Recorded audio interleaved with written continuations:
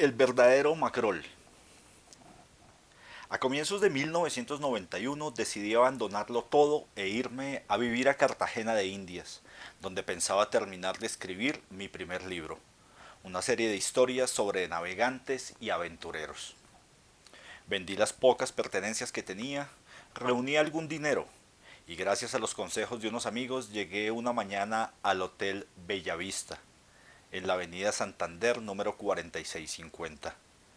Me habían dicho que era un hotel barato para viajeros y que su dueño, Enrique Sedó, un viejo de padre francés y madre cartagenera, era muy amable y deferente con los artistas e investigadores que solían hospedarse en el hotel por largas temporadas. Llegué con un morral lleno de ropa, algunos libros y mi máquina de escribir Remington. El conserje llamó a Enrique y del fondo del corredor vi cómo se acercaba un individuo ancho y fuerte, de barba blanca muy poblada, ojos azules y expresión de pirata caribeño. Le expliqué mi situación. ¿Escritor? Me preguntó con el ceño fruncido. Sí, es mi primer libro, dije tímidamente, con mi máquina de escribir aún en la mano derecha. Listo, aseguró él, mirando al conserje con una sonrisa de complicidad. Mándalo a cuidados intensivos. La sección de cuidados intensivos quedaba en la parte trasera del hotel, y allí había un grupo de pintores, filósofos, profesores de humanidades, fotógrafos y escritores en ciernes. Me instalé en la habitación número 49. Un misterio me obsesionaba por aquel entonces. Enrique Sedó llevaba años sin salir del lugar. Vivía como un ermitaño con un perro que lo perseguía por todo el hotel. No permitía que nadie entrara en su habitación, y cuando alguno de nosotros lograba vislumbrar algo a través de la puerta entreabierta, siempre la escena era la misma. Un colchón arrojado en el piso, una mesa de trabajo, una cama improvisada para el perro y muchos libros polvorientos regados por todas partes. Las pocas veces que lo había visto en la entrada se quedaba ahí, miraba el mar desprevenidamente unos 10 o 15 minutos y volvía a entrar de afán, como si hubiera cometido un error o como si solo el hecho de mirar se convirtiera en una tentación de la cual debía alejarse con prudencia. Corrían rumores extraños entre los conserjes, los trabajadores y las mucamas, que le había hecho una promesa a su madre en el lecho de muerte, que el desamor de una mujer lo había hecho renunciar al mundo, que era un marinero que había trabajado en la pesca de ballenas y que en un enfrentamiento en alta mar había asesinado a uno de sus compañeros. Una tarde le pregunté a Enrique por otros escritores que hubieran estado en el hotel. La lista era larga. Retuve en mi memoria un nombre, Carlos Patiño Rosselli, el íntimo amigo de Álvaro Mutis. Una línea muy delgada y sutil me indicaba que el viejo hotelero era un típico personaje de la poesía de este último. Lo cierto es que no sé cómo empecé a unir la imagen de Enrique Sedó a la imagen del personaje de Álvaro Mutis, Magrol el Gaviero. Muchas veces a lo largo de su vida, Magrol termina al fondo de los socavones de una mina abandonada o llevando en tierra una vida de anacoreta resignado. Es entonces cuando más se parece al viejo cartagenero del Hotel Bellavista. Este año visité a Enrique Sedó y allá sigue, con el hotel envejeciendo sobre sus hombros, sin cruzar todavía la avenida que lo separa del mar. Y unos meses después, en la residencia de estudiantes de Madrid, saludé a Mutis antes de un importante evento en la Casa de América. Y estuve a punto de decirle que yo había descubierto su secreto, que sabía quién era Magrol, y que seguía igual, solo, alejado del mar, enterrado en un viejo hotel caribeño y sin cruzar siquiera la calle, que lo distanciaba a unos pocos metros de la playa. Pero no, preferí el silencio y me di cuenta de que los personajes, como los libros en general, no pertenecen ya a los escritores, sino a los lectores. Y en ese caso, mi teoría no necesitaba confirmación alguna. El maestro. Fui un adolescente solitario e introspectivo. Me costaba trabajo socializar entre los demás, compartir sus inquietudes y problemas. Cumplía con mis obligaciones escolares para que me dejaran en la casa tranquilo, practicaba varios deportes y el resto del tiempo me la pasaba por ahí, en bicicleta o vagabundeando de calle en calle sin saber muy bien a dónde dirigirme. A diferencia de otros jóvenes que asistían también a colegios privados y que tenían las mismas comodidades que yo, o muchas más, a mí me preocupaba esa cultura del gueto que hay en Colombia en las clases media y media alta. Solo se relacionan entre ellos, solo se hacen amigos entre ellos, solo se casan entre ellos. Los padres suelen preguntar, ¿y dónde vive tu amigo? ¿Qué hacen sus papás? A mí ese clasismo aberrante me asqueó siempre y procuré desmarcarme de esa forma de vida. Y el deporte fue la clave para salir de mi clase social y entablar una relación seria con ese otro país que buscaba trabajo en vano o que el dinero no le alcanzaba para las 3 comidas diarias. Y entre los varios deportes que practicaba, hubo uno muy especial que me permitió conocer mejor mi ciudad y mi gente, el fútbol. Pertenecía a varios equipos que jugaban torneos populares patrocinados por empresas menores. Los jugadores éramos del centro de Bogotá, del norte, del occidente, del sur, de los barrios periféricos, de todas partes. Unos éramos estudiantes, otros trabajaban en panaderías o de vendedores puerta a puerta. Y había también el grupo de los que no hacían nada, vagos de oficio, cuya única pasión era la pelota. Tengo los mejores recuerdos de todos ellos y de cada uno podría escribir una historia extraordinaria. Nos unía una misma obsesión, la cancha. Sin embargo, ese ritmo de vida, en lugar de acercarme a mis compañeros de colegio, lo que hacía era alejarme. En reemplazo de las citas en Unicentro para ir a comer pizza o de las fiestas en el Chicó los fines de semana, yo me la pasaba con los guayos al hombro jugando torneos en el Olaya o disputando pequeñas copas de barriada en Suba o en Kennedy. Y llegué a creer que podía dedicarme profesionalmente, como otros de mis compañeros, Wilfredo Rincón, por ejemplo, al fútbol, o al menos a estudiar educación física en alguna universidad. Cuando yo tocaba ese tema en mi casa, la situación se ponía difícil. Para unos padres profesionales de clase media, el deporte siempre será una afición, jamás un destino. Mi otra pasión era la lectura. Desde muy niño aprendí que los libros eran una especie de ensanchamiento de la realidad. Notaba entre mis vecinos de barrio o entre mis compañeros de colegio que los que no leían estaban atrapados en coordenadas estrechas, en sus mundos reducidos, que parecían prisioneros de la inmediatez. En cambio, los buenos lectores miraban de otra manera, analizaban desde ángulos distintos, eran capaces de salir de sí y de ponerse en situaciones extremas o incluso delirantes. Así que con mis escasos ahorros de adolescente solía comprar libros de segunda en las casetas de la calle 19 e intercambiarlos con mis mejores amigos de entonces. En una clase de vocacionales que había tomado en el colegio, el Refus, bajo la asesoría de Gonzalo, un carpintero de oficio, había construido una biblioteca yo solo y a los 16 años ya tenía casi llena con varios volúmenes de ediciones baratas que eran mi orgullo. Así transcurría mi vida, entre el balón y la lectura, y sintiendo que la mayoría de las veces no encajaba en las fiestas, ni en mi propia clase social, ni en mi familia tampoco. Y cumplí 17 y entré a sexto de bachillerato. Ese año se rompió mi vida para siempre. Recuerdo muy bien la hora y el lugar. Las 11 de la mañana, la clase de literatura en el colegio. Habían cambiado de profesor y estábamos esperando al nuevo encargado de la clase. No teníamos ni idea de quién se trataba. El año anterior nos había dictado clase una excelente actriz del Teatro Libre de Bogotá, Carlota Llano, que nos había iniciado en la lectura de los latinoamericanos del boom. Gracias a ella la literatura se había vuelto para nosotros una revelación. También empezamos a asistir al Teatro Libre con regularidad. El Rey Lear, Las Brujas de Salem, La Agonía del Difunto. Y nuestra curiosidad intelectual se multiplicó vertiginosamente, pero sus obligaciones teatrales la habían obligado a renunciar. Por eso ahora, esperando al nuevo profesor de literatura, una cierta tensión se respiraba en el ambiente. Nos gustaba la clase, extrañábamos a Carlota y esperábamos a un docente que diera la talla.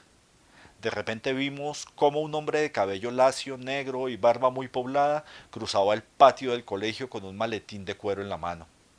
Era un día gris y una ligera llovizna golpeaba en las tejas de los salones de clase.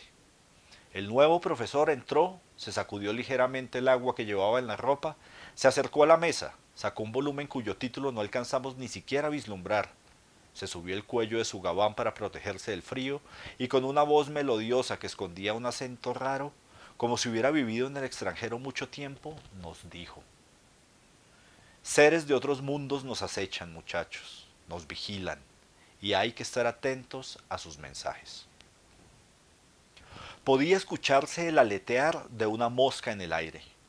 Todos estábamos hipnotizados por las palabras del nuevo profesor. Nos dictó una clase sobre crónicas marcianas de Ray Bradbury, una clase inolvidable que nos dejó absortos, idos, como si hubiéramos sido víctimas de algún maleficio. Cuando sonó la campana y el profe metió su libro en el maletín y salió, todos nos quedamos sembrados en nuestros asientos sin saber qué hacer. Acabábamos de ser invadidos, inundados por la belleza de la oralidad, por la fuerza del lenguaje. Era difícil hablar después de eso. Cualquier cosa que uno dijera sonaba estúpida, intrascendente. Recuerdo que aproveché el recreo para ir a los campos de agricultura y visitar mi surco de rábanos. Quería estar solo y procesar lo que había escuchado a lo largo de la clase. A partir de entonces, el curso de literatura se convirtió en el centro de mi vida, en lo que le otorgaba sentido a esa adolescencia conflictiva y solitaria, en medio de la cual yo me refugiaba en los libros y en el fútbol, sin saber a ciencia cierta qué iba a ser de mí de allí en adelante. El profesor se llamaba Eduardo Jaramillo, y muy pronto varios de nosotros que teníamos inquietudes literarias nos acercamos a él en busca de consejos y recomendaciones. Entre esos compañeros ávidos de lectura que también escribían en secreto, había dos que con los años se convertirían en grandes escritores y que compartieron conmigo el privilegio de estar en esa clase: Santiago Gamboa y Ramón Cote. Eduardo tenía un pequeño apartamento en el barrio Río Negro, un barrio de trabajadores humildes, tiendas de miscelánea, pequeños supermercados, talleres de mecánica y salones de belleza que tenían un aire pueblerino, ajeno a los vértigos urbanos que ya empezaban a imponerse en Bogotá. Eduardo nos recibía los sábados en la tarde y nos corregía esos primeros textos que escribíamos con el anhelo de que a él le gustaran, de que los considerara literatura de verdad.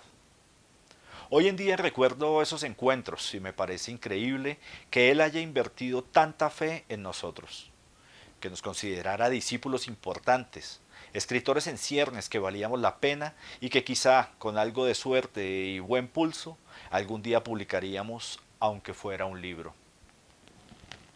Ese año empecé a dejar los entrenamientos de fútbol y me concentré en mi pequeña máquina de escribir Remington.